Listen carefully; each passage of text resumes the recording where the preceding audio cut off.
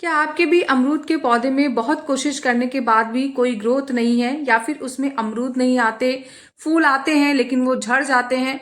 तो आज उन सभी प्रॉब्लम का मैं सॉल्यूशन लेके आई हूँ। इस वीडियो में आपको सारी इन्फॉर्मेशन मिल जाएगी। कौन से फर्टिलाइजर देने हैं, साथ साथ कौन सी केयर करनी है, इन सब के बारे में बात करेंगे। तो चलिए फिर देरी ना करते हुए हम वीडियो को स्टार्ट करते हैं।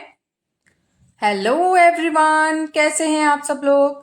लव फॉर गार्डनिंग में आप लोगों का बहुत बहुत स्वागत है। तो ये जो अमरूद का पौधा आप देख रहे हैं, अभी जनवरी में इसमें बहुत अमरूद आए थे और वो वीडियो भी मैंने आप लोगों के साथ शेयर की थी। अगर आपने नहीं देखी है तो ज़रूर देखिएगा। अब क्या हो गया है कि जैसे ही अब फरवरी का एंड और मार्च का स्टार्टिंग शुरू हुआ है, तो अब हमने अपने सभी प्लांट्स की रिपोर्टिंग, कटिंग, प्रूनिंग सब शुरू कर दी। तो मेरा जो अमरूद का पौधा था ना, इसकी जड़ें बहुत ज़्यादा फैल गई हैं।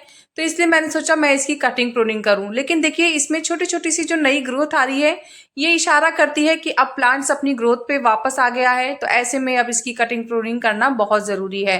और फरवरी का एंड और मार्च की स्टार्टिंग इन सब कामों के लिए बेस्ट समय होता है। तो इसीलिए जब मैंने अपने गमले को उल्टा करके चेक किया, तो आप देखिए इसकी रूट्स बाहर आ गई हैं। इसका मतलब कि अब मुझे इसे एक नया पॉट देना होगा, इससे बड़ा। और या फिर अगर आप नहीं दे सकते हैं तो आपको इसी पॉट में ही रूट की कटिंग प्रूनिंग करके उसको वापस से शिफ्ट करना होगा। ये जो अमरूद का पौधा है, ये लगभग 2 या ढाई साल पुराना पौधा है। तो अब इसको अभी तक मैंने इसी पॉट में शिफ्ट कर रखा था। ये 14 इंच का पॉट है।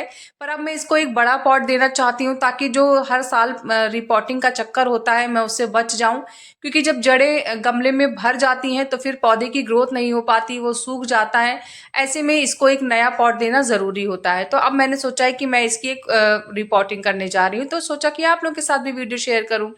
तो देखिए, मैंने टैप टैप करके गमले के चारों तरफ और प्लांट को बाहर निकाल लिया है। और इसकी शेप देखिए, बिल्कुल पॉट की तरह हो गई है। जैसे पॉट की शेप थी, सेम इसकी भी शेप वैसी ही हो गई है।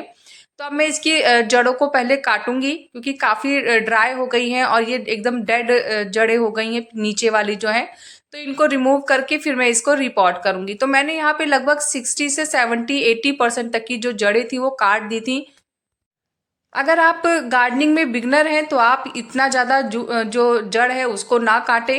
लेकिन हाँ, अगर आप काफ़ी सालों से ये सब काम कर रहे हैं तो फिर आप रूट प्रूनिंग थोड़ी हार्ड कर सकते हैं, जैसे कि मैंने की थी। और नहीं तो अगर आप अभी नए हैं तो आप क्या करिए कि बस नीचे नीचे की थोड़ी सी जड़ काटिए और साइड साइड से जड़ हटा दीजिए, बीच का पोर्शन रहने दीजिए। अब आप देखिए, ये देखिए मैंने कितनी सारी जड़ें काट दी हैं और मिट्टी भी काफ़ी हटा दी है। जो बहुत ज़्यादा लंबी लंबी जड़ें थी उनको भी मैंने हटा दिया है। कुछ हाथ की मदद से जो टूट जा रही थी उनको हाथ से, नहीं तो मैंने जो कटर था मेरे पास उससे सारी जड़ें काटी हैं। अगर आप ना जो मिट्टी है उसको ज़मीन पे थोड़ा सा पटकेंगे ना, तो जो जड़ें हैं वो मिट्टी छोड़ देती हैं।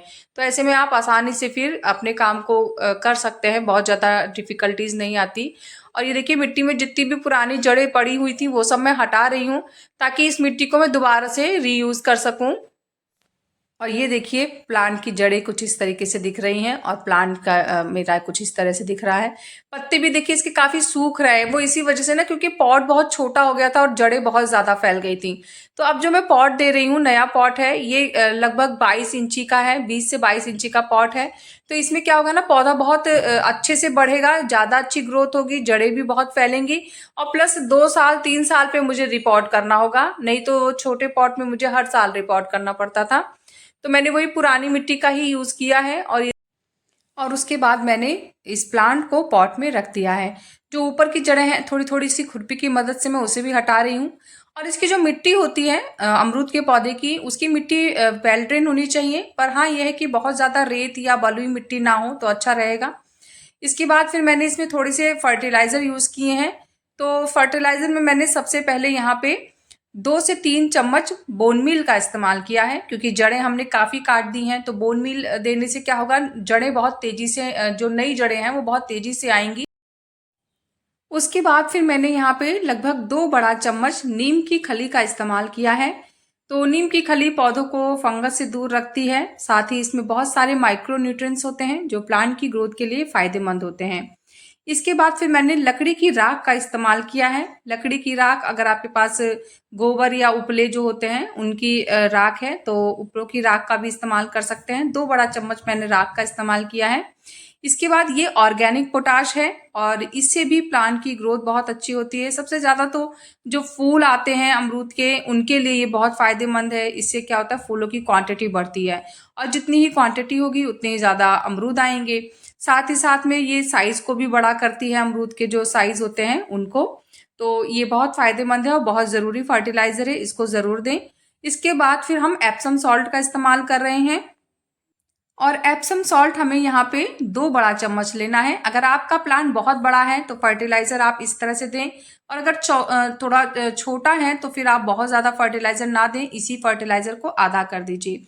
एप्सम सॉल्ट से क्या होता है, ग्रोथ जो नहीं होती है वो बहुत तेज़ी से आती है, पत्ते बहुत ग्रीन होते हैं और जो अमरूद आते हैं ना वो बहुत मीठे और रसीले होते हैं। तो इसलिए ये एप्सम सॉल्ट बहुत फ़ायदेमंद है, इसको भी ज़रूर दें। और 2 से 3 महीने में एक ही बार एप्सम सॉल्ट दिया जाता है, हर महीने देने की ज़रूरत नहीं है।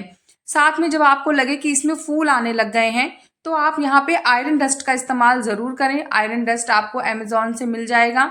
सिर्फ आपको आयरन डस्ट डालना है और उसके बाद आप उसको एक बार मंगा लेंगे तो वो कम से कम 4-6 महीने या साल भर आराम से चलता है, क्योंकि उसको भी 2 से 3 महीने में एक ही बार देना होता है। इसके बाद हम इस पे वर्मी कंपोस्ट की लेयर लगा देंगे। तो मैंने यहाँ पे 3 से 4 मुट्ठी वर्मी कंपोस्ट लिया है। और हाँ, वर्मी कंपोस्ट अगर आपके पास नहीं है तो आप गोबर की खाद का भी इस्तेमाल कर सकते हैं। लेकिन जब मई जून की भयंकर वाली गर्मी पड़ती है तो ऐसे में फिर हमें गोबर की खाद नहीं देनी चाहिए, क्योंकि वो गर्म होती है। और वर्मी कंपोस्ट हम किसी भी मौसम में दे सकते हैं। तो इस समय मैंने वर्मी कंपोस्ट दिया है अपने प्लांट को। इसके बाद फिर मैंने वापस से मिट्टी की एक लेयर और डाल दी है, ताकि जितनी भी खाद हमने दी है वो कवर हो जाए। इससे क्या होगा ना कि एक तो खाद कवर हो जाए। मिट्टी हमें गमले में उतनी ही डालनी है कि गमले और मिट्टी में बीच में कम से कम 2 इंच का स्पेस रहे, ताकि जब हम पौधे को पानी दें तो अच्छे से वो पौधे को मिल सके। तो पहली बार जब हम पौधे को पानी देंगे रिपोर्टिंग के बाद तो फुल पानी देना है अच्छे से। उसके बाद जब मिट्टी ऊपर से सूखी हुई दिखे तभी देना है।